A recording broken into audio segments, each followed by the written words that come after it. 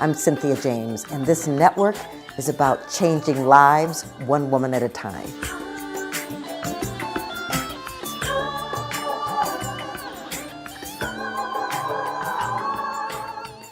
Welcome to Women Awakening. This is Cynthia James, and I am your host.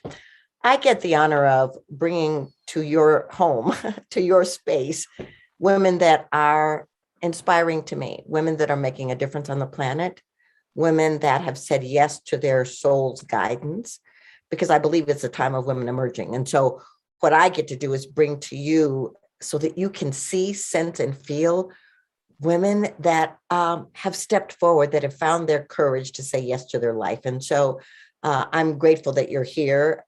We're on a lot of platforms, Spotify and iTunes and YouTube and anywhere there are podcasts. Just subscribe. I do these every week, and you will not be disappointed. Every woman is amazing. So my guest today is Tigrilla Gardenia. Her journey began in a polyethnic childhood. She earned a degree in music and electrical engineering, and we'll talk about that. Entering high tech via real networks and Microsoft in the early days of the internet. And the desire to escape the confines of the corporate world proved too strong, and Tigrilla soon began following her own spiritual path.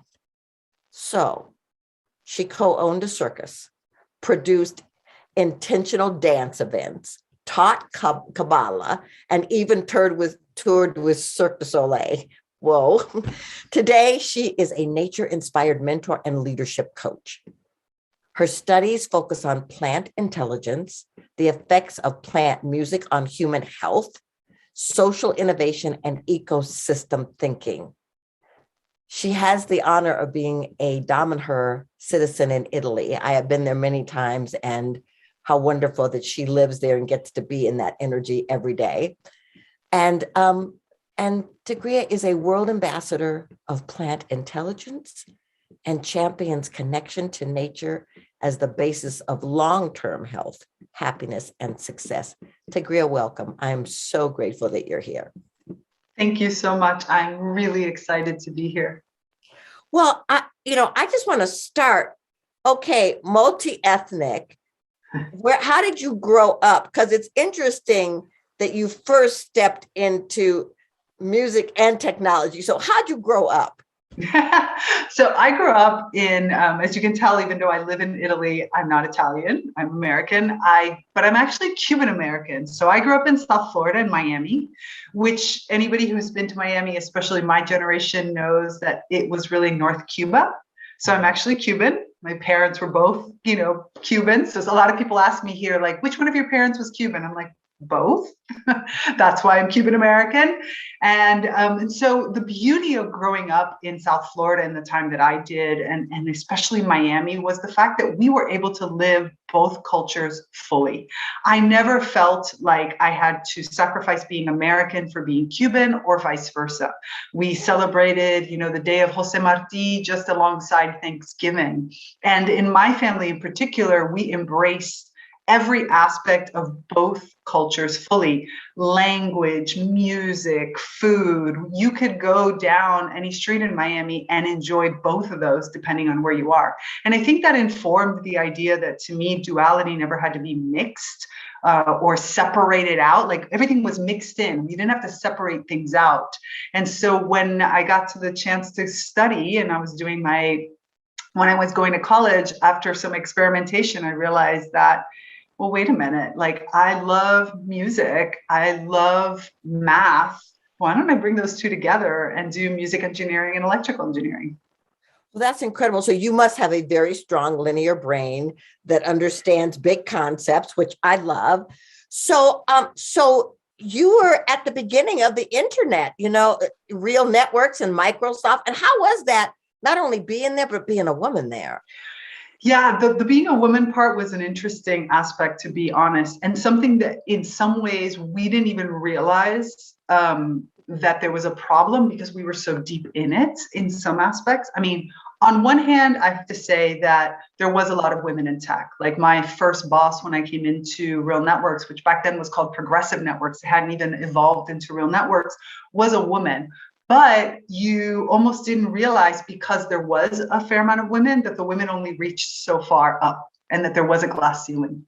And I remember one time having a conversation, what I ended up getting very lucky to have had sort of, I don't know if it was an insight or how, I ended up looking for a mentor, not just in my career, like from the perspective of a career mentor, but actually a female mentor too. I looked for what were the highest women at Microsoft that I could become that I could be a mentee of, so that I could understand and learn their journey. But they were only so far up.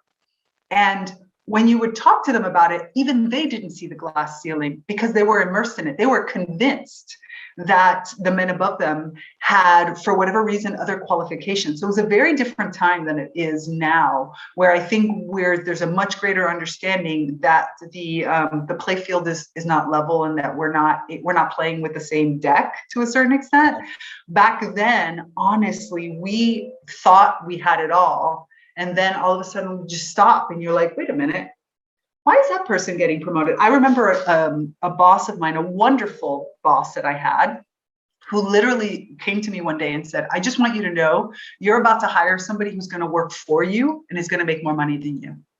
He literally told me this. And he justified it by saying that this person was a type of automation engineer that I wasn't. But it never even occurred to me to ask him, going, wait a minute, how does that work? Like, we were so taught that it was like, that's the way it is. Yeah. Yeah. So clearly you were successful there, but I want to know, what was the moment when you said, this is not my soul path? Yeah. And went off in this other direction? What happened? So what happened was, so as having a degree in both music and engineering, like, in other words, it's within the School of Music, the arts is extremely important to me, that creativity, because as much as I can be very analytical and linear, it is within a creative realm that I am the most structured, if that makes any sense. Totally. And when I first got to Microsoft, I had left Real Networks. I had a non-compete. I ended up going into some other kinds of technology. And as much as I loved what I was doing, that need for that creative spark was missing. So I, was taking voice lessons again, and I was singing, I was doing theater, and I was really exploring different artistic paths. And I met a group. I ended up auditioning for what I thought was a play. It turned out to be a performance in the middle of this intentional dance party, which I had no idea about. I guess it's kind of like the evolution of the rave. It was where the rave turned into something spiritual. And this particular group had developed an entire tarot deck, and each event embodied one of the archetypes in the card. Wow. And so I came into this event to perform in the midnight, what's called performance. So it was a performance that was really a prayer to the overall archetype we were embodying. And I got to know these people while I was preparing for this. I was still working at Microsoft, and I just kept looking at them going, people actually live like this, immersed in this much creativity, immersed in this much freedom. I had been kind of taught, you go to the university, you get a good degree, you get a great job. And I had all of those, check, check, check. I had the husband who had a standard plan, who knew what we were going to be doing for the 15 years, check, check, check. But I didn't have that complete creative freedom. And it was the day of the performance, and my husband looked at me and he's like, do you want me to go with you? And I looked at him and I said, no. And I don't know if I'm coming home. And after that, the next 6 months, as I became more involved with this community and also with the overall kind of more creative community that existed, I realized that as much as Microsoft was good to me, and as much as I really did enjoy the work I was doing, this wasn't where I wasn't going to be able to fulfill my life purpose. I wasn't going to be able to express myself as a full creative as well as technical being. And so after the next performance that we had, which was a festival that I helped coordinate, because at this point I was becoming really involved, I came into the office on the Monday morning and I looked at my boss and I said, you've just got my 2 weeks notice. I'm like, this isn't the life I want. So I left my husband, I left the work, and I decided to just explore what it was to be a creative being again. And again, with a good structure, but still a creative being. Right. Okay. So this is good. So was any part of you afraid? Was any part of you saying, okay, how am I going to support myself? How am I, was there any part of you that was having that feeling? You know what's interesting? Over the last, whatever, 15 years, over 15 years now, since I started this journey, moving away from desk corporate life, there was two things that really, I think, didn't make me have the doubts. The first one was the fact that I had the experience, the great career, the diplomas, the things that I needed. And in my mind, I always said to myself, well, if this doesn't work for me, I can always come back. I didn't burn any bridges on my way out the door. I didn't leave because even though I did, my second to last boss really didn't like me very much, if I'm really honest, but that wasn't why I was leaving. I was leaving because this wasn't what I wanted to do. And so in my mind, I was like, well, I can always come back. And the other thing was, I'm just really good with money. I'm very, it's not that I'm frugal, but I'm good at saving money. And in my life, I had been shown, that I knew how to take care of myself and take care of my money and all those types of things. And that just gave me that security blanket that I needed to be a little bit more crazy. But the truth of the matter is, a lot of it was just truly believing that I knew I could come back. I know I'd get a job in some department, either at Microsoft or one of the other tech companies in the area. So I was like, why not try? Okay. All right. So, but you are a born leader, clearly. I mean, you own a circus, you do Cirque du Soleil, you create events. I mean, I just want to know, was this call, this spiritual creative call, did it just keep opening doors for you? Is that what happened? Or did you create the doors? I feel like I created the doors because honestly, I didn't grow up I think a lot of it is mindset and the way that you look at the world. And when I was 15 years old, my first boyfriend said to me something that I'll never forget and has always shaped the way I look at it. He's like, if you try something and you fail, you don't get it. And if you don't try, you don't get it. So you got nothing to lose. Right. And that was like the thing. I was like, wow. So I never even noticed I was taking risks because to me, they were progressions. Like I would see an opportunity. So for example, with this organization that I eventually started producing events with, it was really because I started to work with an artist who was part of that. And then one day he was producing an event and the person he was doing it with fell through. So he looked at me and he's like, hey, can you help me? And I went to help him. And when I was helping him, I was like, oh, we could do this and we can do that. And what if we change this? And what if we change that? And he was like, you're hired. And I was like, hired or what? He's like, you're my new business partner. And I was like, oh, okay, let's try. And the other thing was practical experience. When I did my undergraduate, which is a very safe environment, anybody who's in a university knows that universities can be safe in some ways to experiment with. I did 3 internships because I wanted to really get to know people. I wanted to understand what were the possibilities. I really wanted to expand as much as possible my experience. So that's I think probably why I'm good with money. I prefer an experience over an object. And those experiences is really what I think opened a lot of doors, or at least gave me the tools in front of me that I was then able to mix and match. The thing I'm good about is, and this is what I do with a lot of my clients, is I'm really great at mixing and matching things that don't seem to make sense or look like they should go together. But I tend to see in the natural world, we call it the deep pattern. It's the real essence of what these things are supposed to be. And so that's how they interlock together in order to create something unexpected. I love that.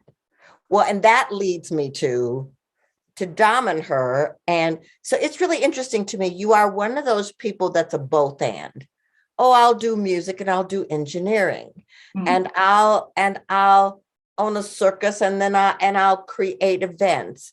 And now I'll be a leadership coach and I will become a Dominhurian citizen. So for those of you who never heard about Dominhur, I would invite you to look it up.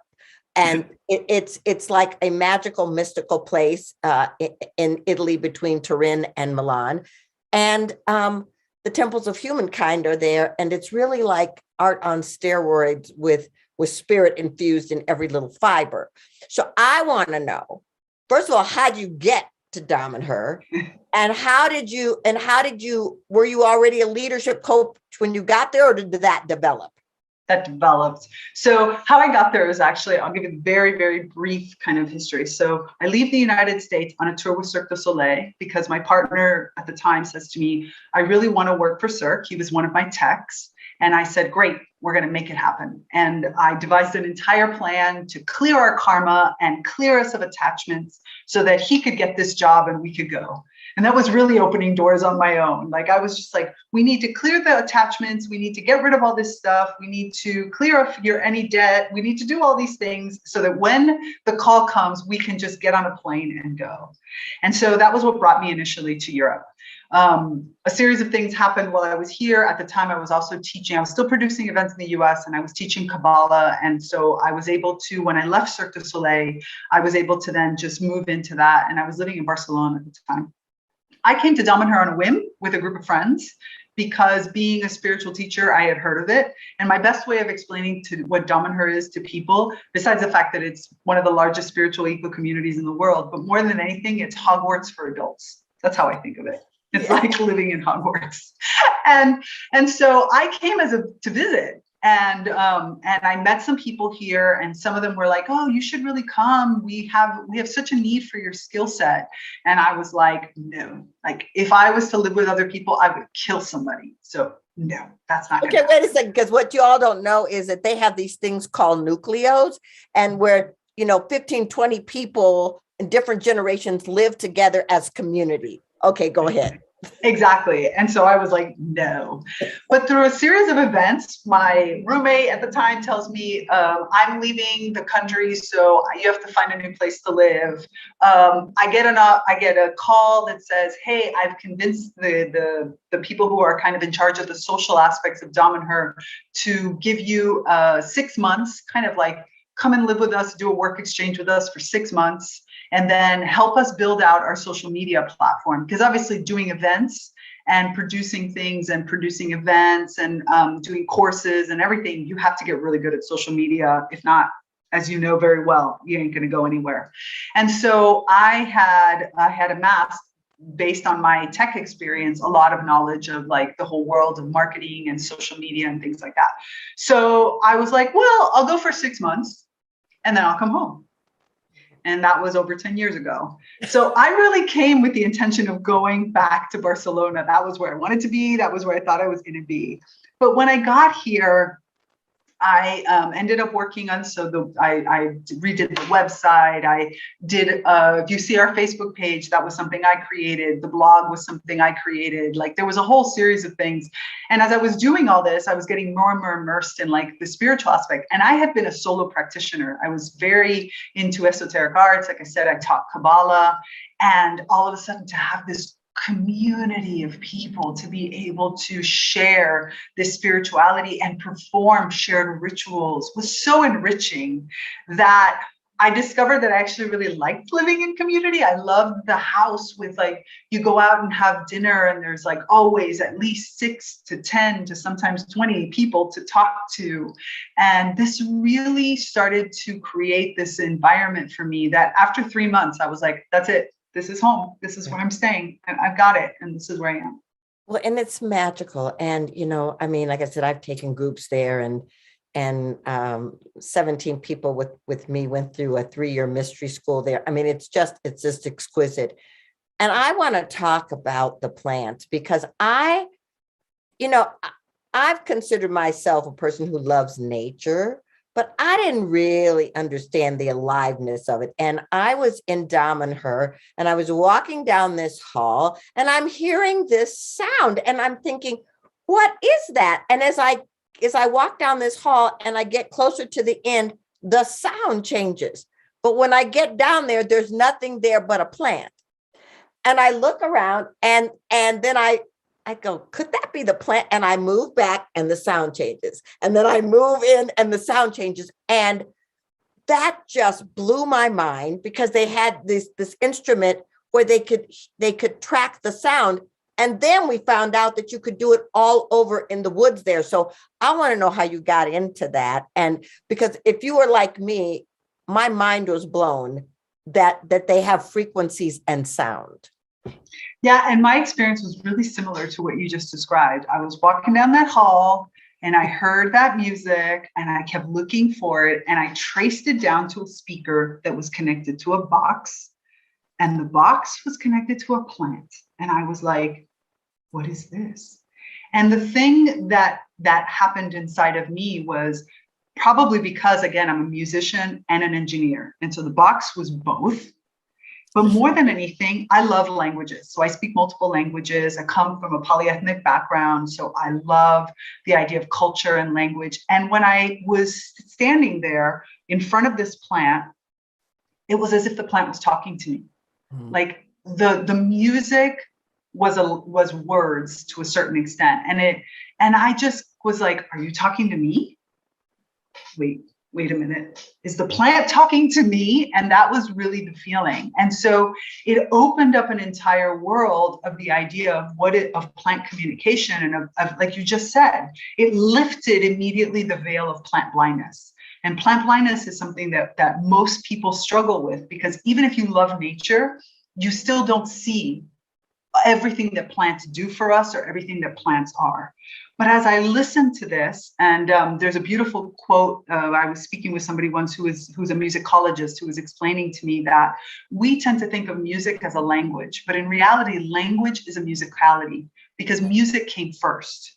And so that was, I heard it, I understood it, that plants were using musicality to express themselves, to express kinself to me. And all of a sudden, my mind just started to open because I had my science, my more engineering perspective that was like really intrigued on how did those little sensors work to make these sounds.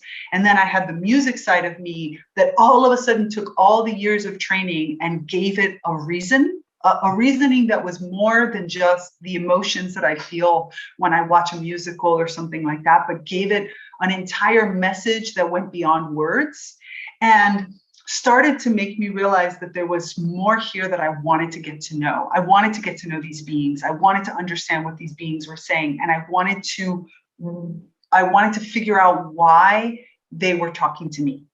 Yes, it's exquisite. And how they contribute to your health and how they contribute to the health of the planet. And we've oriented like over 300 trees on our property because Dominaher has this whole mission to reconnect trees around the planet. And so that's exciting to me. Well, okay, so I want to know, because there's a lot to you. I want to know, how do people find you if they want to find out about plant or be mentoring or leadership? How do they find you? So I'm pretty easy to find in some ways because having a unique name makes it simple. So my website is just my name, tigrillagardenia.com. And really all of this work that I do with the plants has informed the way that I coach and the way that I mentor. So really plants have provide us with so many models that are our true nature, because we are nature and we forget this. But when you work with plants, it's almost like the divide between humans and plants as different species starts to melt. I think it was Richard Powers in the Overstory that says, there are no individual species, we are all forest. And so you start to understand that. And that's really the core of my mentoring and my coaching, is that whole idea of we are nature. So you can find me on my website, which is just tigrillagardenia.com. Super simple. Yes, everybody. And we'll put it in the video as well. So I ask every guest the same last question. This show is called Woman Awakening. Why do you think women awakening is an important thing in this moment? What a great question. Right now, we're at a point where our planet, our species needs a new direction. The direction that we had for one period of time allowed it to build up an infrastructure, and it was wonderful. That infrastructure is so important. But today, that infrastructure needs to be driven differently. And it is the feminine that is the container. It is the feminine that is the collaborator. It is the feminine that allows us to take what has been created from that masculine energy and allow it to grow, nurture its growth. And so it is extremely important right now that women feel empowered and awake in order to then take those unique talents and put them in service to themselves as well as to our planet. Because honestly, extinction is around the corner. We don't have that much time. And we need a new collaborative form of leadership. And the beauty is that that feminine leadership, that women-run leadership is going to include men. We're not going to make that same mistake. This isn't about like pulling one down now for the other to come up. This is about both of us rising. So the woman rising and taking the man by the hand and rising up together so that we have the complete model. We no longer are separate, but we have that creative masculine energy with that containing, nurturing feminine energy. It's beautiful because it lives within us anyway, the masculine and the feminine. So Tigrilla, thank you so much. I am so grateful that you're here. I love what you're doing on the planet. I'm grateful that you're on the planet and that I get to share you with my tribe. Thank you so much. And just know we hold you in our hearts. Thank you so much for everything you are and everything you do. So ladies, like I said, I do this every week. I hope you will come back. I hope you will come back each week and take the nuggets, the wisdom from these women and use it in your life. You know, there's nothing in the way. There's nothing that's stopping you because there's really nothing that stops you, the universe, right? We live in a field of potentiality and possibility. We get to step in there and we get to create. So just know that I am a champion for you. I am a champion for your change and your growth. And I am so grateful that I get to share Women Awakening with you. Many blessings, and I'll see you soon.